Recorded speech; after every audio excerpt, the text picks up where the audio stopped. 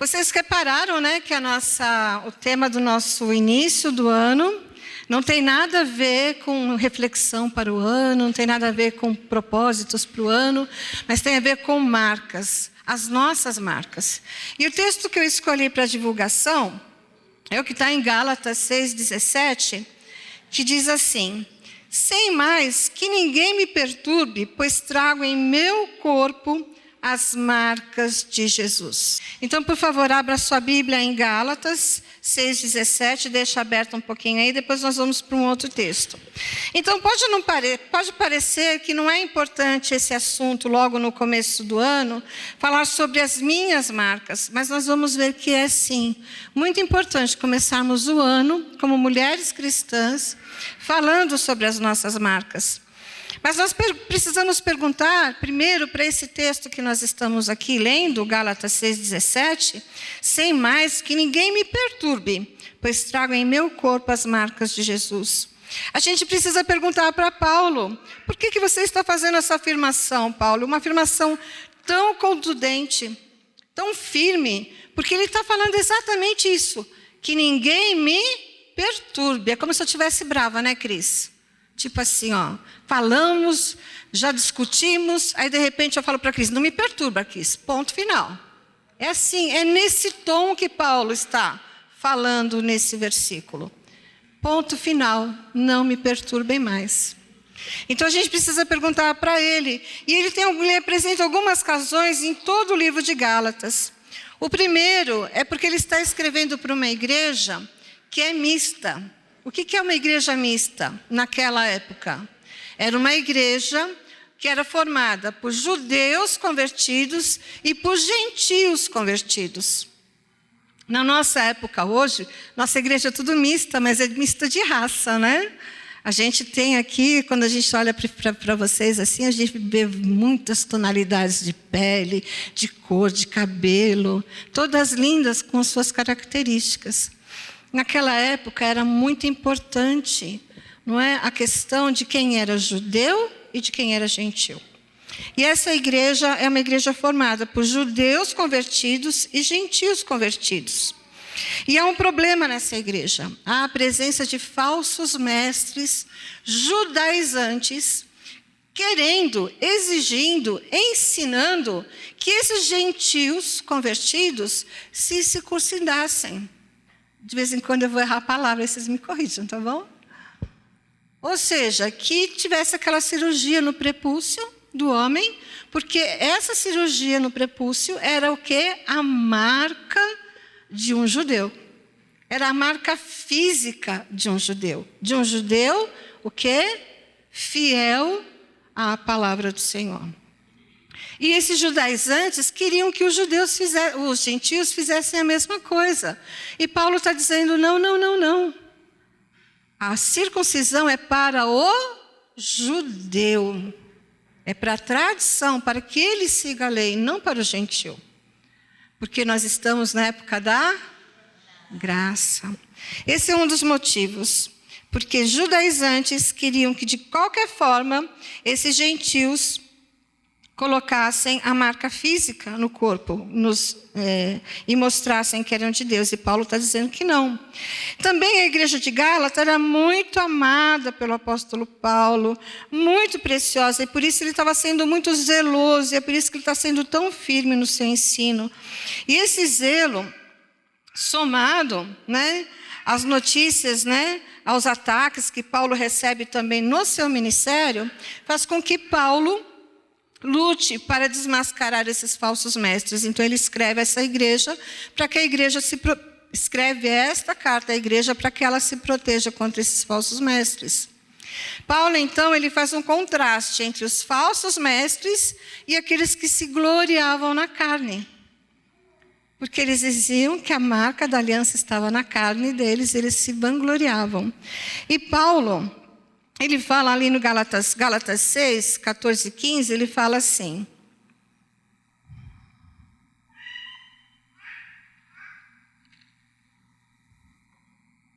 Gente, quando a gente sai do nosso comum, a gente se perde, né? Espera aqui, deixa eu achar onde está Gálatas. Aqui. Quanto a mim, que eu jamais me glorie, a não ser na cruz de nosso Senhor Jesus Cristo, por meio da qual o mundo foi crucificado para mim e eu para o mundo. De nada vale ser circuncidado ou não.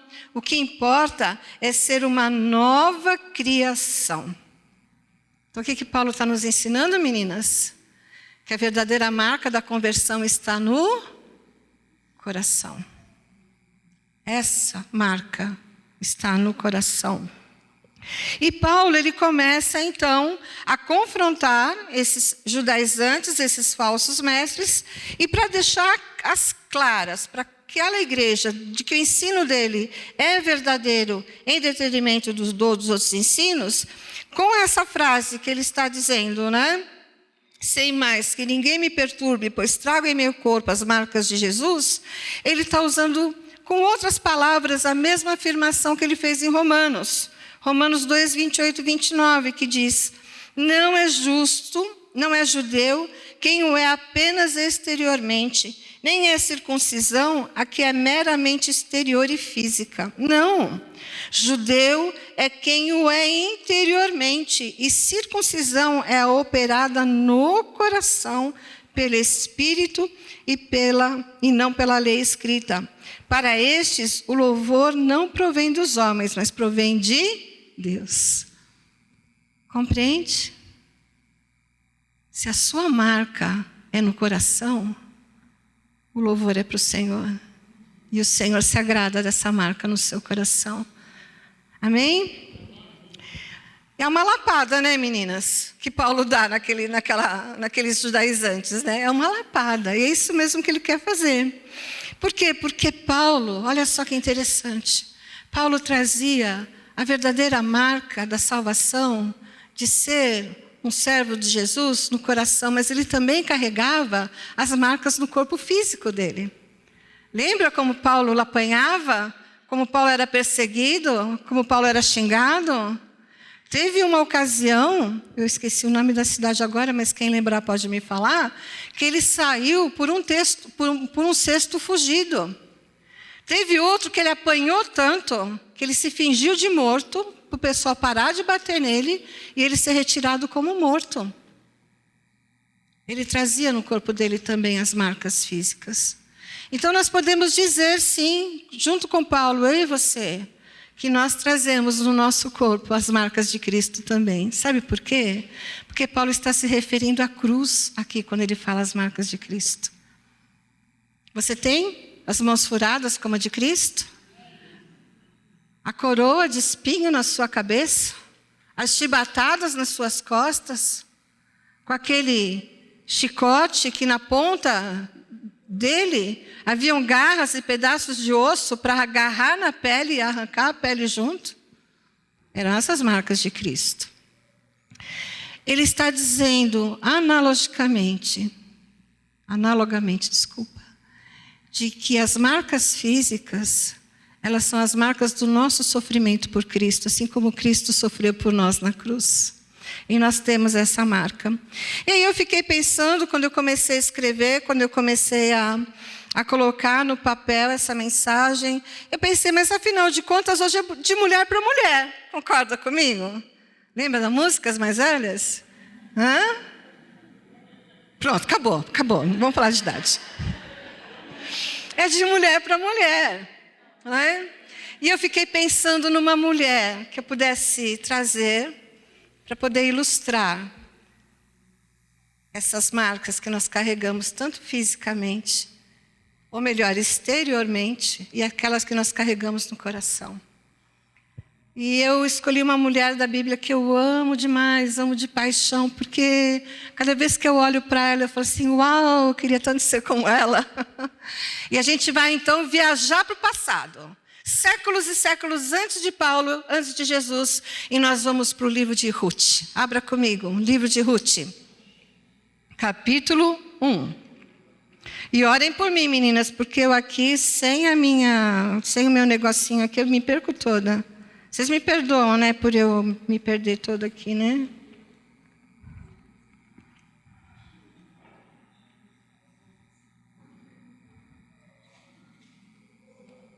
Ruth, É depois de Juízes, tá bom? No livro após Juízes. E nós, por conta do tempo, porque nós começamos atrasado o nosso café, vou reforçar esse recado da Nessi. Como mudou a dinâmica do café, nós não tomamos mais aquele café comunitário e depois vamos para o templo, eu queria pedir para vocês, aquelas que vêm para o café, cheguem às 9h. Tá bom? Para a gente poder começar no tempo certo, para a gente não correr muito. Combinado, meninas? A gente não vai ler o capítulo inteiro, eu vou por partes. Jack Stripador, vamos por partes. Tá bom? Vamos lá. Quem não me conhece, não estranha. É assim que eu prego mesmo, tá? Não estranha, tá bom? A Cida, ela fica assim, olhando para mim. Mas ela já acostumou já, então não me preocupo mais. Eu vou contar brevemente a história de Ruth para vocês. Existia uma família morando em Belém, e o significado da palavra Belém é o quê? Casa do pão. Olha, não é interessante? Casa do pão. Só que essa família, Elimeleque, Noemi e seus 2 filhos, Malom e Quilion, eles estavam vivendo numa época muito complicada para Israel. Eles estavam vivendo dentro do contexto do livro de Juízes. E o que acontecia nessa época de Juízes? O povo era um povo infiel e inconstante. Eles se voltavam para os ídolos de Canaã, para os Balaíns de Canaã, e Deus se irava contra eles, se revoltava contra eles. E o que acontecia? Deus mandava um inimigo para corrigir, para trazê-los de volta para o caminho. Aí vinha o inimigo, muito forte. Eles oravam, aí eles caíam em si, né? Estamos idolatrando, estamos desobedecendo a Deus. Aí eles começavam a clamar por Deus, por salvação. E Deus enviava um juiz para lutar contra aquele inimigo. Só que era um ciclo. É por isso que o livro chama Juízes. Porque eles idolatravam, desobedeciam, clamavam, Deus mandava um juiz, esse juiz vencia, ganhava a batalha, ali daqui a pouco eles iam afrouxando, desobedeciam de novo, idolatravam de novo, clamavam de novo, Deus mandava outro juiz. E foi assim por vários, muitos anos. É por isso que o livro chama Juízes. E além de mandar o inimigo, às vezes Deus mandava catástrofes naturais. E essa foi uma dessas. Foi uma época de muita fome em Belém. Não tinha pão na casa do pão. Não tinha pão na casa do pão. Aí o que acontece? Essa família, de uma forma, depois a gente, só abrindo um parênteses, nas quintas-feiras nós vamos continuar estudando Ruth em fevereiro. Então, se você quer saber mais sobre Ruth, vem às quintas-feiras, às 15 horas. Nós vamos trazer esse estudo em fevereiro. Eles simplesmente se levantam e vão para Moabe. Eles saem da terra prometida e vão para Moabe. Chegando lá em Moabe, Elimeleque morre e Noemi fica viúva. Fica lá 10 anos, e nesses 10 anos os homens, Quilion e Malom, os filhos, se casam com Moabita, Ruth e Orfa, elas ficam viúvas também, porque os meninos morrem. Então nós estamos diante de 3 viúvas, numa situação bem difícil. Bom, Ruth era uma mulher possuidora de muitas marcas, e quando a gente começa a ler o livro de Ruth, a gente começa a entender essas marcas que ela traz. Mas nós precisamos primeiro, num primeiro momento, entender que a marca maior que aqui desse capítulo 1, antes de mais nada, é a marca do sofrimento. Ela está viúva. Quem é viúva aqui? A dor é pequena? É enorme. Então aqui ela está diante da primeira marca que vai aproximá-la do Senhor, o sofrimento. Você está sofrendo? Você está sofrendo? Dê glória a Deus, porque através dela o Senhor pode te marcar com coisas muito melhores. Você está sofrendo? se firme no Senhor, porque Ele é fiel para transformar o seu sofrimento em glória. Amém? Então, esse sofrimento agora de Ruth, né, acompanhando mais outras 2 viúvas, então você imagina, é uma dor tripla. Nós conhecemos aqui uma família, né, que ficou assim, viúva, assim, com pai e filho logo depois, sogro, né? Que dor, 3 viúvas, não é? Junta a dor dessas 3 viúvas, imagine o contexto, imagine o momento dessas 3 meninas, essas 3 mulheres andando juntas. O lamento, uma sustentando a outra. E no meio do caminho, né, no meio da história, Ruth fica sendo comunicada de que voltou a ter comida na casa do pão. O pão voltou para Belém. Aí ela resolve fazer o quê? Voltar para casa. E ela pega as suas 2 noras e vamos voltar para casa. Mas acho que no meio do caminho, ela meio que percebeu assim, não vai dar muito certo. Eu lá, pobre, minhas terras tudo arrasadas, não tenho um resgatador, não tenho ninguém que me receba, não tenho mais ninguém na minha família. Ainda vamos receber com 2 estrangeiras? Ela percebeu que não ia dar muito certo. Aí o que ela fez? Nora, volta para casa. Nora, volta para casa. Lá vocês vão ter a oportunidade de casar de novo. Lá vocês vão ter a oportunidade de ter filhos, de terem filhos. Lá você tem a família de vocês, que vai receber vocês. Pode até receber meio assim, né, na lapada, mas recebe. Quem já foi recebido de lapada na família? Só não precisa levantar a mão, não, só eu. Mas recebe, porque família é família. Né? Oi? Uma bênção. É bênção. É bênção de verdade. A gente brinca, mas é de verdade. E órfão, ao escutar isso, Noemi provavelmente era uma sogra muito boa, porque as 2 estão agarradas ao pescoço dela, chorando. E eu gostaria muito de ser uma nora boa, espero que eu seja uma sogra boa. E Orfa olha para Ruth, dá um beijo e se despede e volta para casa. E nunca mais ouvimos falar de Orfa. Ela simplesmente sumiu na história. Mas Ruth não. Ruth se agarra à sogra e olha o que ela fala. A partir do versículo 18. A partir do 14. Elas então começaram a chorar alto de novo. Depois Orfa deu um beijo na despedida em sua sogra. Mas Ruth ficou com ela.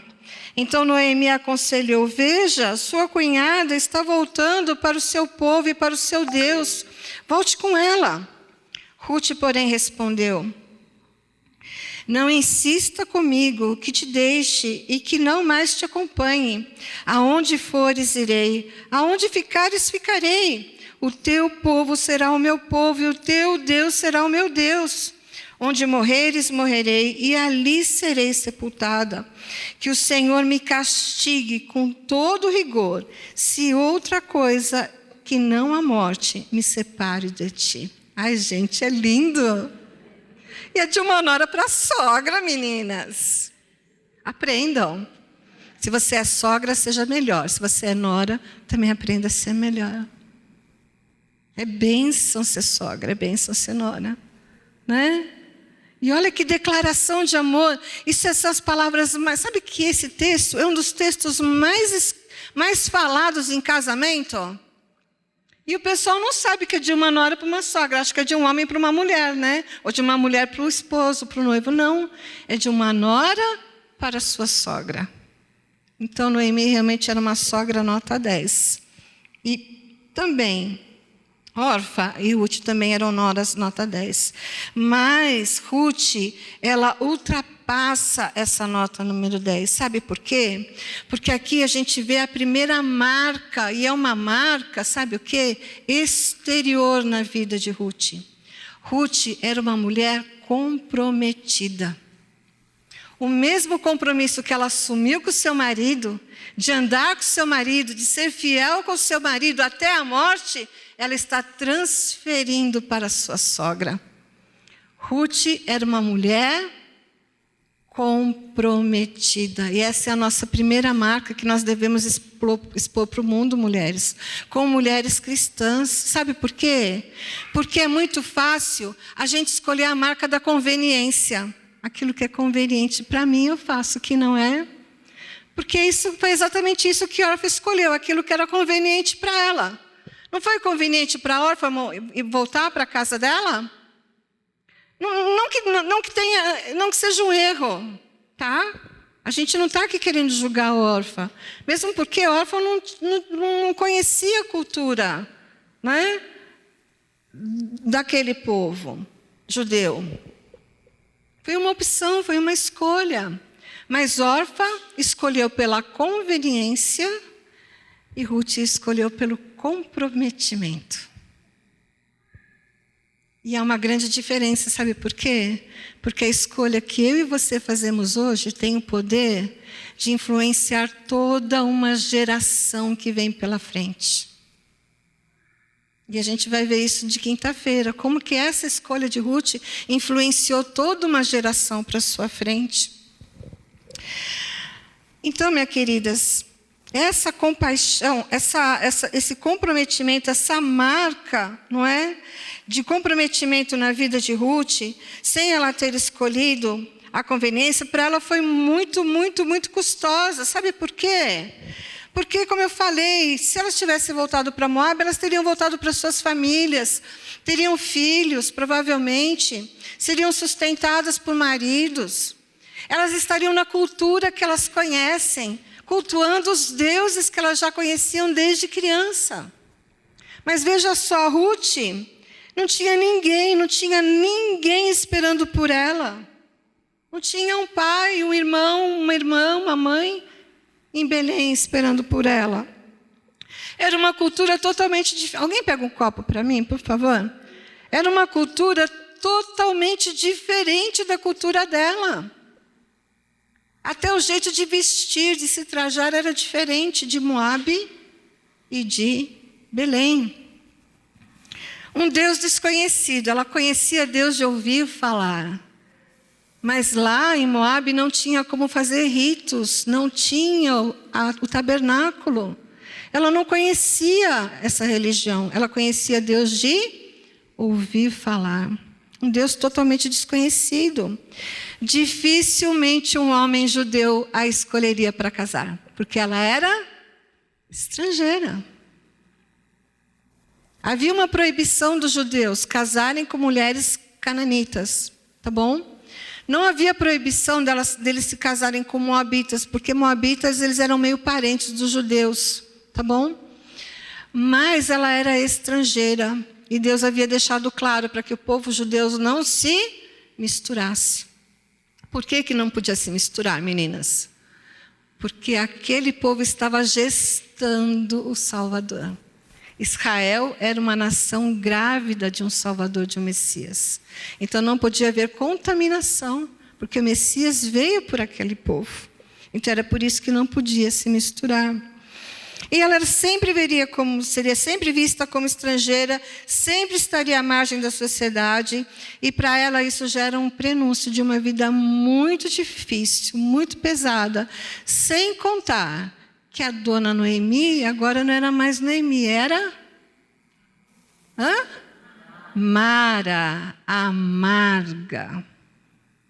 A gente não tem tempo de falar dessa marca, mas essa é uma marca que nós vamos ver nas quintas-feiras.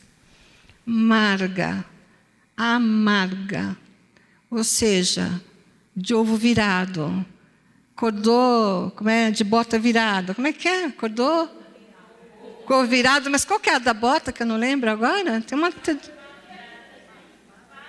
tapá virado, não é bota, é pá.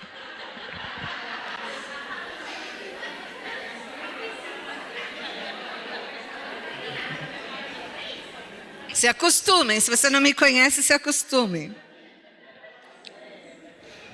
E olha só, bem diferente de Orfa, né? Ruth, ela escolhe o caminho do comprometimento, como diferente de Orfa, que foi pela conveniência. Ela escolhe o caminho, não é? Dessa aliança que ela fez com seu esposo, e agora ela transfere para sua sogra. E quem de nós escolheria essa marca, meninas, nos dias de hoje? Eu atendo muitas mulheres, casais em aconselhamento.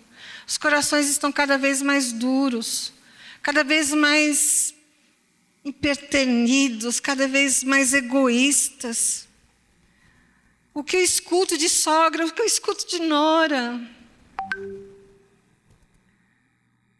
Meninas, quando nós casamos, nós nos tornamos uma só carne com os nossos esposos. Isso significa que a família dele é minha família também. Isso significa que a família, minha família, é a família dele também. E nós precisamos viver em paz com as nossas famílias. Não podemos viver em guerra. Há problemas, busquemos resolvê-los. Busquemos conciliação, aconselhamento. Mesmo que seja, num primeiro momento, pelo confronto. Mas busquemos. Porque Deus não se agrada de nora falando mal de sogra falando mal de nora. Isso não é uma marca boa. Olha a Ruth. Né? E você vai falar, mas Noemi devia ser uma sogra muito boa, você acabou de falar. Mas Noemi também deve ter sido, também uma boa nora. E eu falo isso de causa própria, tá? Eu fiquei quase 10 anos sem olhar para a cara da minha sogra. Verdade. Mas Deus nos reconciliou. E só Ele pôde fazer isso. Tá bom? Então eu falo de causa própria. E olha só que Nancy DeMoss, minha xará, fala num dos estudos dela sobre Ruth. Ela diz assim: o caminho do compromisso raramente é o caminho da conveniência. Muitas vezes é desconfortável e vemos que nossas escolhas, seja qual for o caminho que tomamos, influenciam outras pessoas por gerações. É por isso que nós estamos lendo Ruth hoje. A gente não está lendo Orfa, a gente está lendo Ruth. Você quer a marca de Orfa, da conveniência, ou você quer a marca de Ruth, comprometimento? De Ruth! Como é que você quer que a sua família te lembre de você? Como uma Ruth. Como uma Ruth. Às vezes as pessoas perguntam assim, né? Gente, pode acreditar, já me perguntaram. O que você quer escrito na sua lápide?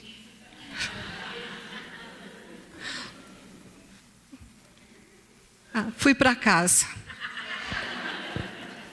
Me encontra lá. Tem gente que quer ser conhecida como uma grande mulher de oração, como uma conselheira, como não sei o que. Nada disso é tesouro para o céu. A sua marca é a marca do comprometimento que você tem com o seu Senhor e com o seu Salvador, com a sua igreja, com a sua família, com o seu ministério. É essa a primeira marca de Ruth. É essa a primeira marca. E quando você morrer, as pessoas vão te lembrar como uma boa mãe, uma boa avó e uma boa sogra. E vai estar bom demais de conta. Amém? E a outra marca, a marca de Ruth que eu quero trazer para vocês, é sobre a compaixão de Ruth. Ruth era uma mulher compassiva. Nesse ponto, né, da sua vida, era tudo ou nada para Ruth. Era tudo ou nada, meninas. E tudo teria que mudar. O ambiente todo ia mudar. Era uma escolha muito difícil, muito custosa. E essa escolha ela fez por uma única razão. Por compaixão de Noemi. Olha o que ela fala aqui. Não é? Ela se agarrou à sua sogra e disse assim: não insista comigo que te deixes e que não mais te acompanhe. Aonde fores irei, onde ficares ficarei, o teu povo será o meu povo e o teu Deus será o meu Deus. Onde morreres, morrerei e ali serei sepultada. E olha aqui o compromisso que sela. E ela está falando isso em nome dos senhores dos exércitos, como ele era conhecido naquela época. Que o Senhor, Yahvé, me castigue com todo rigor, se outra coisa que não a morte me separar de ti. A verdadeira compaixão só tem uma coisa que acaba com ela: a morte. E a morte física. Quem ama, ama até o fim. Ama até o último suspiro. Ama até o fim. E essa é a marca de Ruth. Uma escolha custosa por compaixão. E nós vivemos nesses dias de que o amor compassivo, essa compaixão que Cristo nos pede, é cada dia menos vista. É cada dia menos exibida. É uma marca cada vez mais escondida em nós. A princípio, o comprometimento é uma marca que todo mundo vê. Concorda comigo? Que o comprometimento não vê? Mas as marcas do coração dificilmente são vistas se a gente não colocar em prática, no andar da carruagem, andando com as pessoas. Não é? Cadê a minha Vespa? A minha Vespa está lá. Levanta a Vespa. Paula, é Vespa atômica. Lembra da formiga atômica? Então a gente tem a Vespa atômica, porque além dela ser atômica, ela voa. A formiga não voa. Ela é uma trabalhadora, gente. Pode sentar. Ela é uma trabalhadora, trabalha. Mas só quem anda com ela é que conhece o coração amoroso que ela tem. Não é, equipe? Quer dar comida para todo mundo, né? Coração amoroso que ela tem. Aí a minha companheira de palco, Nessi. Levanta aí, Nessi. Conheçam Nessi, é a dupla Nancy e Nessi. Pode sentar, já viram você. A Nessi, ela é elétrica. Ela é no 200, no 420. Se ela chega aqui e tem alguma coisa para fazer, ela já pega e já faz, não vou fazer, o que tem que fazer? Não é? Elétrica. Por quê? Porque ela é comprometida com o ministério. Ela chega e já vai fazendo tudo. Mas você só sabe que ela é uma mulher mansa se você começa a andar com ela. Ela é mansa. E a mansidão dela tem me ensinado tanto que vocês não acreditam, porque o que me falta é mansidão. Então, a mansidão dela me ensina.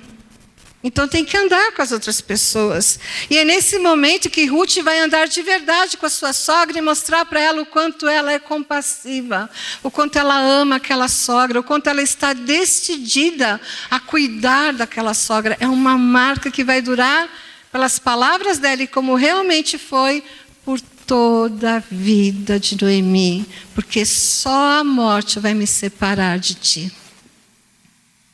E é essa marca que nós precisamos ter, meninas.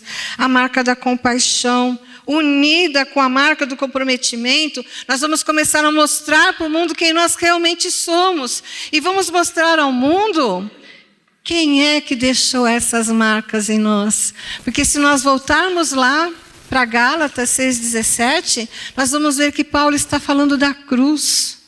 Porque foi através da cruz que ele recebeu as marcas visíveis, físicas e as marcas do coração. Nós precisamos olhar para a cruz. Olhar para a cruz e perguntar: Senhor Jesus, quais são as marcas que o Senhor quer que eu transmita para o mundo? Como mãe, como esposa, como sogra, como nora, como filha. Porque às vezes as filhas acham que não precisa, né? Mas precisa. Por favor, filhas. Vocês precisam mostrar as marcas para os seus pais, para os seus colegas, para as suas amigas. Elas precisam dessas marcas. Vocês não sabem o quanto.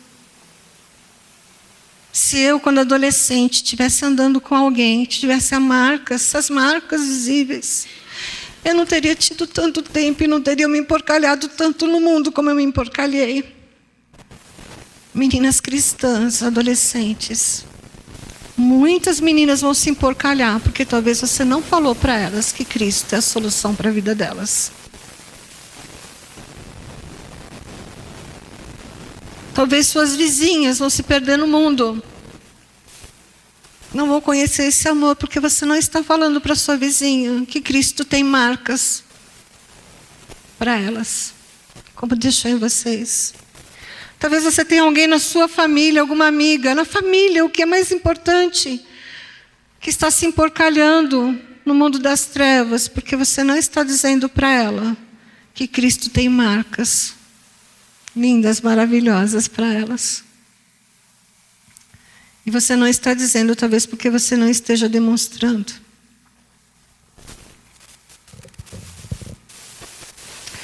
Somente a morte poderia ser capaz de apagar o amor de Ruth por Noemi, a compaixão de Ruth por Noemi. E é falando de morte, morte de cruz, que eu quero ir para o encerramento dessa mensagem e perguntar para vocês: vocês estão olhando para as marcas de Jesus? Essas marcas de Jesus têm feito diferença na sua vida, no seu dia a dia? Essas marcas de Jesus na cruz, morte e ressurreição, salvação, graça, misericórdia, comprometimento, estão fazendo diferença no seu dia a dia como mãe, esposa, filha?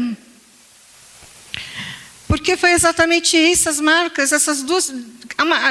A cruz tem muitas marcas, muitas. Mas começam com essas duas. Sabe por quê? Porque Cristo assumiu um compromisso com o Pai e obedeceu esse compromisso. Nasceu, viveu e morreu. E morreu morte de cruz, obedecendo o seu Pai. O compromisso que ele fez com o Pai. Mas ele também foi para a cruz por compaixão, por mim e por você. Então são essas duas primeiras marcas que nós encontramos na cruz.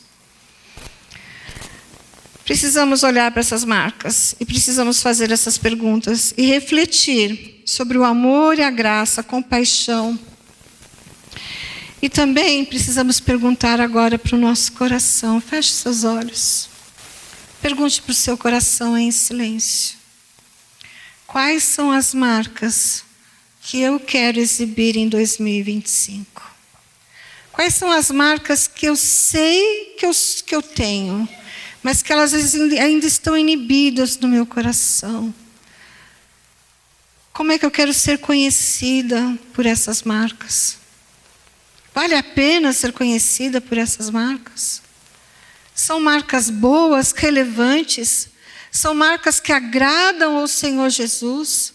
Ou são marcas que estão deixando o coração do meu Senhor, do nosso Mestre, triste? Reflita no seu coração. E reflita no seu coração como é que a sua vida tem refletido as marcas de Cristo. As marcas de Cristo, elas são visíveis.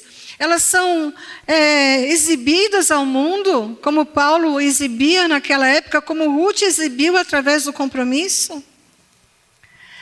As pessoas conhecem a sua marca interior.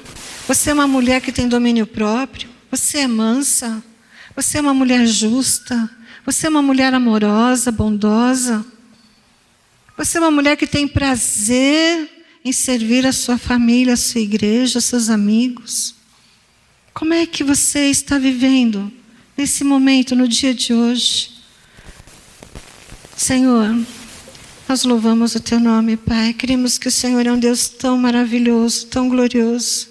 Um Deus que fez um compromisso com o Seu Filho, o único Filho, para que o compromisso dele fosse um sacrifício na cruz. E Ele obedeceu esse compromisso, Pai.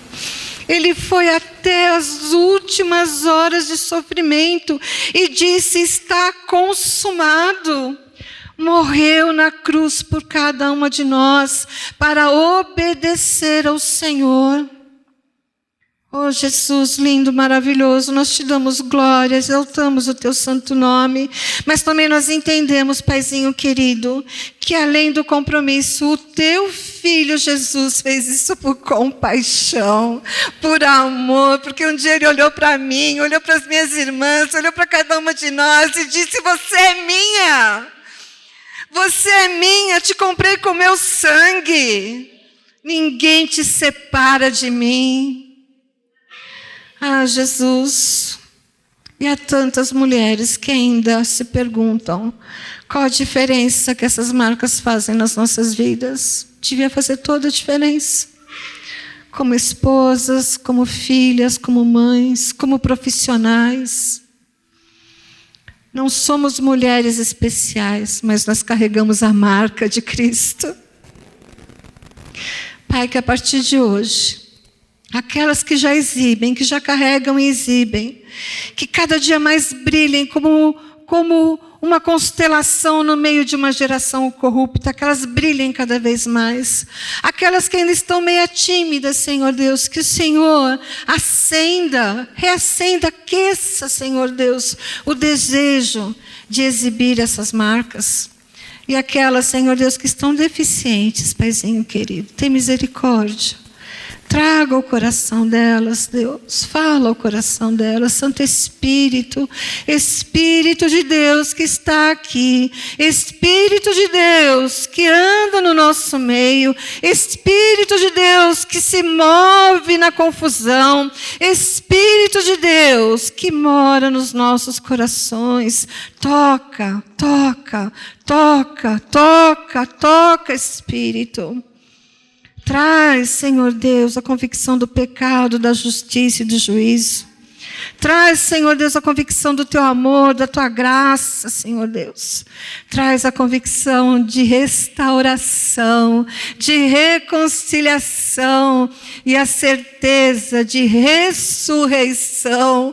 Porque não importa o sofrimento que nos deixe marcas, um dia nós renasceremos, seremos ressuscitadas e viveremos para sempre com o Senhor Jesus em glória. Oh Deus, que esperança gloriosa. Nos ajuda, Senhor Deus, nos ajuda. Oramos, querido Pai, no nome de Jesus. Amém.